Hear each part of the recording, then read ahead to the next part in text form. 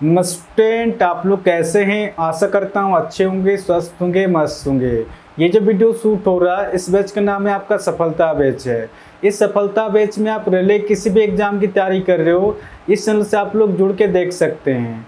मैं 100% गारंटी के साथ कह सकता हूँ कि इस चैनल में जुड़ने के बाद आपको मैथ में किसी दूसरे का वीडियो देखना नहीं पड़ेगा। मेरा जो पढ़ाने का तरीका रहेगा बिल्कुल नया तरीका से रहेगा। आप लोग इस चैनल से जुड़ के एक बार देख सकते हैं, ठीक है। तो आज हम लोग पढ़ेंगे परसेंटेज। तो बिना देर के क्वेश्चन को सॉल्व करते हैं। आपको क्वेश्चन में दिया गया है, एक परीक्षा में 65% विद्यार्थी नागरिक शास्त्र में उत्तीर्ण हुए, 60% इतिहास में तथा 40% दोनों में। यदि 90 विद्यार्थी दोनों विषय में अनुत्तीर्ण रहे हों तो अनुत्तीर्ण मतलब फेल हो रहा, ठीक है। तो इस परीक्षा में कितने विद्यार्थी बैठे थे क्वेश्चन का आ रहा। तो जैसे क्वेश्चन में दिए उस हिसाब से लिखते जाएंगे। एक परीक्षा में 65% विद्यार्थी नागरिक शास्त्र में उत्तीर्ण हुए, यानी कि पास हो रहा, ठीक है। 65% विद्यार्थी पास हो रहा। आगे आपको उसमें दिया गया है और 60% इतिहास में पास हो रहा, 60% इतिहास में पास हो रहा। और दोनों विषय में आपका 40% पास हो रहा। जब भी इस टाइप क्वेश्चन आता है तो इस टाइप क्वेश्चन में एक ट्रिक लगता है, एक तो तीनों पास होना चाहिए या फिर तीनों फेल होना चाहिए। जब ये तीनों इक्वल हो जाएगा तो दोनों को जोड़ के घटाएंगे, डायरेक्ट आंसर निकल के आएगा। आप देख सकते हैं यहाँ पर भी पास है, यहाँ पर भी पास है, यहाँ पर भी पास है, तीनों इक्वल हो रहा। जब तीनों इक्वल हो जाएगा तो दोनों को जोड़ के इसको घटाएंगे, डायरेक्ट आंसर निकल के आएगा। इनका टोटल कितना निकल कर आपका 60 और 65 आपका 125, ठीक है। 125 में अगर 40 माइनस करेंगे तो शेष कितना निकल कर आपका, शेष आपका 85%। अगर ये पास है, ये पास है, ये पास है तो ये भी आपका 85% निकल के आएगा, ठीक है।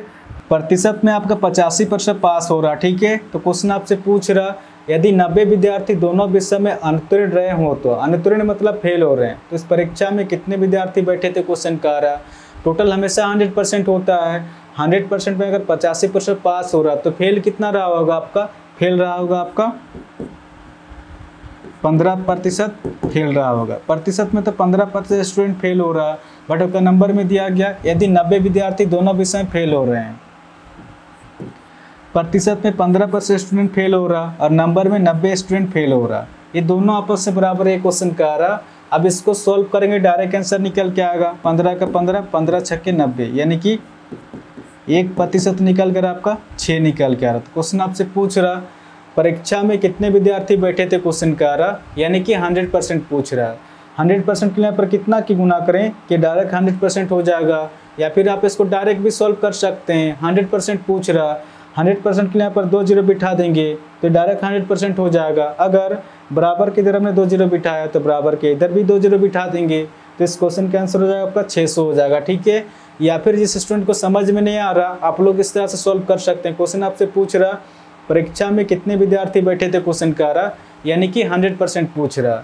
100% के लिए पर कितना की गुना करें कि डायरेक्ट 100% हो जाएगा। डायरेक्ट यहाँ पर 100 की गुना करेंगे, 100 का 100, ये डायरेक्ट 100% निकल के आ रहा। अगर बराबर की इधर हमने 100 की गुना किया है तो बराबर के इधर भी 100 की गुना करेंगे, क्योंकि ये मैथ का रूल है कि बराबर के इधर जितने की गुना करने से बराबर के इधर भी उतने का गुना करना पड़ता है। तो कितना हो जाएगा, 100 × 6, 600 हो जाएगा। तो क्वेश्चन क्या पूछ रहा था, परीक्षा में कितने विद्यार्थी बैठे थे, तो परीक्षा में 600 विद्यार्थी बैठे थे, ठीक है। तो इस क्वेश्चन का आंसर हो जाएगा आपका ऑप्शन बी, इसका सही आंसर होगा।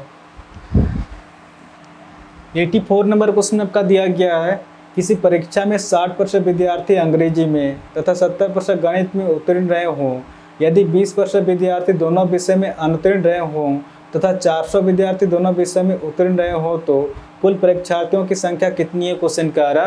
तो जैसे क्वेश्चन में दिए उस हिसाब से लिख जाएंगे। किसी परीक्षा में 60% विद्यार्थी अंग्रेजी में पास हुआ, 60% विद्यार्थी अंग्रेजी में पास हुआ। आगे क्वेश्चन में दिया गया 70% गणित में पास हो रहा, 70% गणित में पास हो रहा। और दोनों विषय में आपका 20% विद्यार्थी दोनों विषय में फेल हो रहे हैं, 20% दोनों विषय में फेल दिया गया, ठीक है। जब भी इस टाइप क्वेश्चन आता है तो इस टाइप क्वेश्चन में एक ट्रिक लगता है, एक तो तीनों पास होना चाहिए या फिर तीनों फेल होना चाहिए। जब ये तीनों इक्वल हो जाएगा तो दोनों को जोड़ के इसको घटाएंगे, डायरेक्ट आंसर निकल के आएगा। आप देख सकते हैं यहाँ पर पास है, यहाँ पर पास है और यहाँ पर फेल है, इसको भी पास करेंगे ताकि ये तीनों इक्वल हो जाएगा, ठीक है। टोटल हमेशा 100% होता है। 100% में अगर 20% फेल है तो पास कितना रहा होगा आपका? पास रहा होगा आपका 80%। आप देख सकते हैं ये भी पास है, ये भी पास है, ये भी पास है, तीनों इक्वल हो गया। जब तीनों इक्वल हो जाएगा तो दोनों को जोड़ के घटाएंगे, डायरेक्ट आंसर निकल के आएगा। 60 और 70 कितना निकल कर? 130। 130 में अगर 80 माइनस करेंगे तो शेष निकल कर आपका 50%।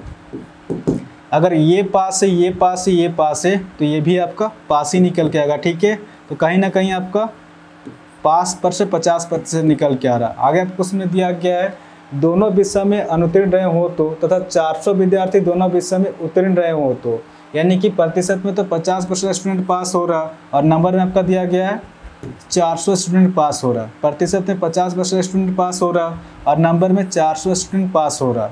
ये दोनों आपस में बराबर एक क्वेश्चन का आ रहा। अब इसको सॉल्व करेंगे, डायरेक्ट आंसर निकल के आएगा। 0 से 0 कट जा रहा, 5 का 5, 5 8 40, यानी कि 1% निकल के आ रहा आपका 8 निकल के आ रहा। क्वेश्चन आपसे पूछ रहा तो कुल परीक्षार्थियों की संख्या कितनी है, क्वेश्चन का आ रहा।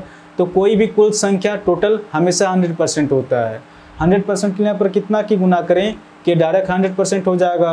डायरेक्ट यहाँ पर 100 की गुना करेंगे या फिर आप इसको डायरेक्ट भी सॉल्व कर सकते हैं। 100% पूछ रहा, 100% के यहाँ पर 2 जीरो बिठा देंगे। अगर बराबर के इधर हमने 2 जीरो बिठाया तो बराबर के इधर भी 2 जीरो बिठा देंगे।